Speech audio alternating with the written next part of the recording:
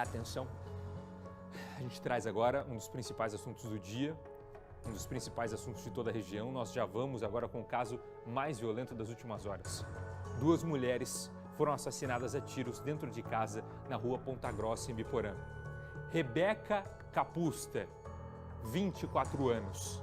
Andréia Sabino, 49 anos. Nós temos as fotos das vítimas.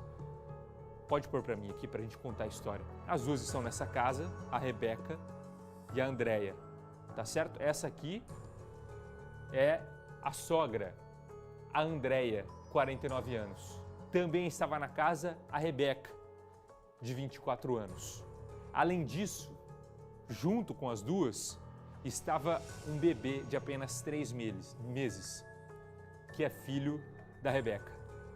Um homem invade essa casa, essa é a Rebeca. Um homem invade essa casa e mata as duas a tiros, tira a vida dessas 2 mulheres. De acordo com a polícia, o principal suspeito seria um ex-companheiro de Rebeca. O motivo disso? Ele não aceitava o fim do relacionamento. Inclusive, ele já tinha feito diversas ameaças à moça. Agora, a grande situação é, se for mesmo ele, o ex-companheiro, ele tira a vida então da própria mãe? Ele tem coragem de invadir e tirar a vida da própria mãe e da ex-companheira? Ou será que ele invade essa casa para tirar a vida dela e acaba, sem querer, matando a própria mãe? É o que a polícia investiga a partir de agora. Vou te trazer todos os detalhes na reportagem. Daqui a pouco eu tenho também mais informações com o Pedro. Reportagem na tela.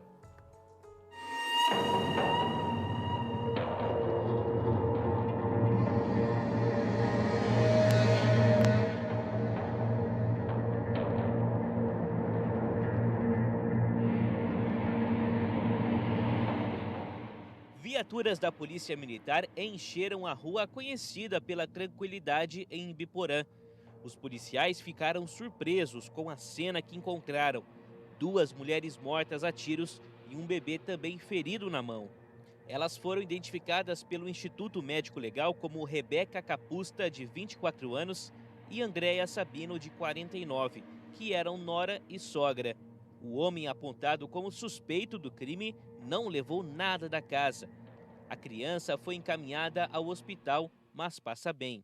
Segundo a polícia, o suspeito estava sozinho. Ele estacionou a moto na frente da residência, invadiu o imóvel e arrombou a porta. Lá dentro, executou as 2 mulheres com tiros no rosto. Uma delas, inclusive, estava em um dos quartos segurando um bebê de apenas 3 meses de idade. Na sequência, ele deixou o local, montou na moto e fugiu. Vizinhos não quiseram gravar entrevista e disseram que não ouviram o barulho dos disparos. A Polícia Militar acredita que o assassino já sabia que as vítimas estariam na residência. Uma testemunha que estava dentro do imóvel disse que ele era próximo da família. A testemunha disse que não viu a feição deste homem, não viu a sua cara porque ele estava protegido. Mas ela suspeita que a motivação do crime e o atirador seria talvez o ex-namorado de uma destas mulheres, porque uma dessas mulheres que morreram no local já havia recebendo ameaças desse ex-namorado. Então a polícia vai partir as suas diligências e a sua investigação a partir deste fato. Segundo moradores, Andréia morava há mais de 30 anos nessa casa, onde também mantinha um centro de umbanda. Mas a polícia diz não ter indícios que o crime tenha sido praticado por intolerância religiosa. Algumas pessoas estavam especulando se poderia se tratar de crime de roubo ou até mesmo de motivo de preconceito religioso. Não há o menor indício de que isso possa estar acontecendo. O que chegou para a Polícia Militar, na verdade, era uma ocorrência de roubo. No entanto, o bandido chegou na casa, não anunciou o roubo, não deu voz de assalto e nada falou para que denotasse a sua motivação. Na delegacia, parentes de Andréia e Rebeca, que era madrasta da criança baleada, devem ser ouvidos nos próximos dias. Mas eles já deram pistas aos investigadores de quem seria o atirador, o ex-companheiro de uma das vítimas. Formalmente, a gente não encontrou nenhuma ocorrência feita por elas, mas há relatos de que algumas delas já vinham sendo ameaçadas devido a situações de relacionamento. Então a gente acredita, e a principal linha de investigação é que possa ser um crime passional. Foram repassadas algumas características, né?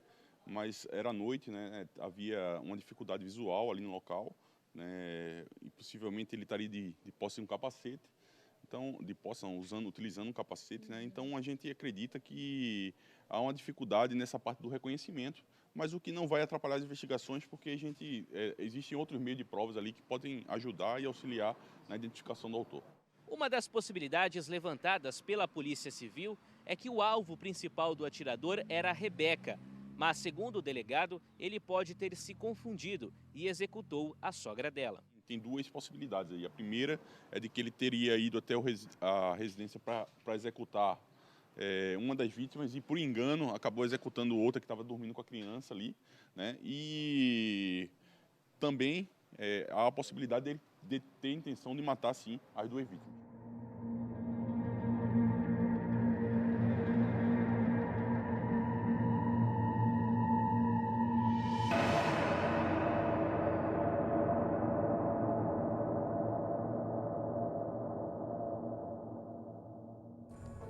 Às 18h11, para a gente entender melhor o caso, vamos acompanhando junto comigo Cidade Alerta. Eu vou ao vivo, direto para a delegacia, onde o Pedro Marconi está ao vivo nesse momento com o delegado que investiga o caso, Dr. Vitor Dutra, de Ibiporã.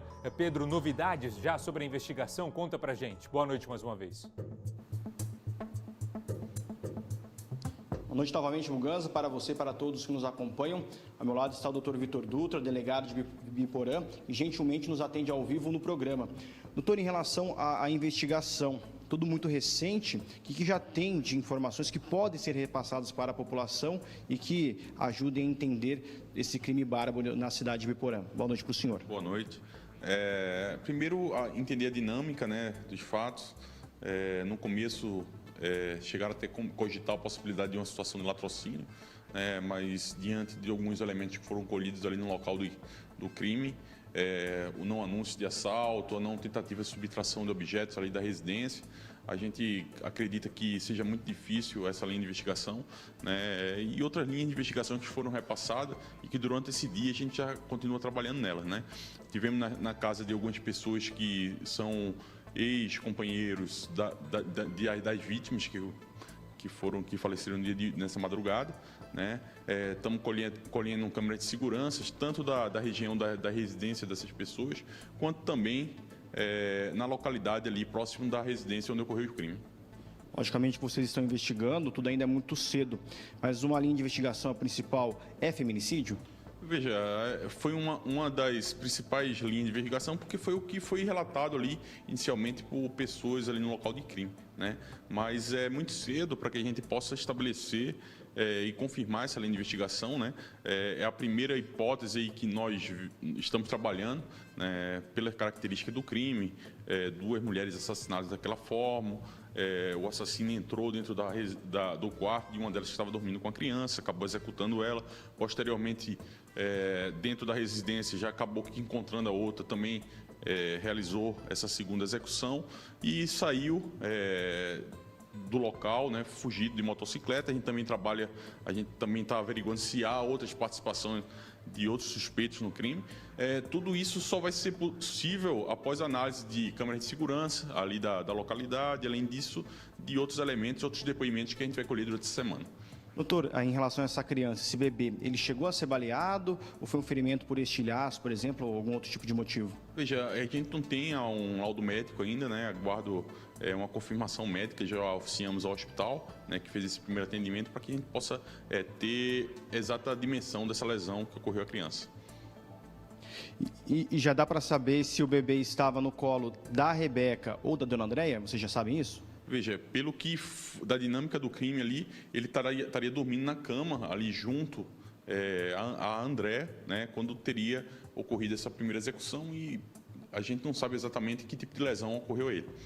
Muito obrigado, doutor Vitor Dutra. Então, Muganza, a Polícia Civil de Ibiporã, um trabalho intenso durante todo o dia de hoje, comandada pelo doutor Vitor Dutra, em busca de mais informações e esclarecer o quanto antes esse crime que chocou não só Ibiporã, mas também todo o país. Tá certo, Pedro. Agradeça, por favor, ao Dr. Vitor Dutra. Eu sei do tamanho da correria pelas investigações, ele atendendo brutalmente a nossa equipe ao vivo. E para a gente seguir trazendo informações para quem está em casa, continua com o Pedro para mim. Já tem aí novidades sobre quando vai começar o velório dos corpos, quando vai ser o sepultamento? Nós já temos essas novidades. Pode liberar o Dr. Vitor e trazer as informações para a gente, Pedro. Temos sim, Buganza. O velório das duas começa hoje no final da noite. O enterro da Andréia e da Rebeca está previsto para acontecer amanhã às 9 horas da manhã e vai ser aqui em Londrina. A dona Andréia no Jardim da Saudade, na zona norte da cidade, e da Rebeca no cemitério São Pedro, na região central de Londrina. Buganza. Tá certo, a gente volta a qualquer momento com o Pedro trazendo mais informações sobre esse caso tão chocante. Amanhã, mais novidades também no Balanço Geral, às 11h40. No Cidade Alerta, a gente vai trazer também todos os detalhes sobre o velório, o sepultamento das vítimas e para a gente tentar entender realmente quem cometeu esse crime e a motivação. Ainda tudo muito incerto, tem algumas linhas de investigação, mas nada cravado ainda. Realmente foi esse suspeito por conta desse motivo, ainda tudo sendo investigado. A gente pode a qualquer momento voltar com mais detalhes sobre esse caso tão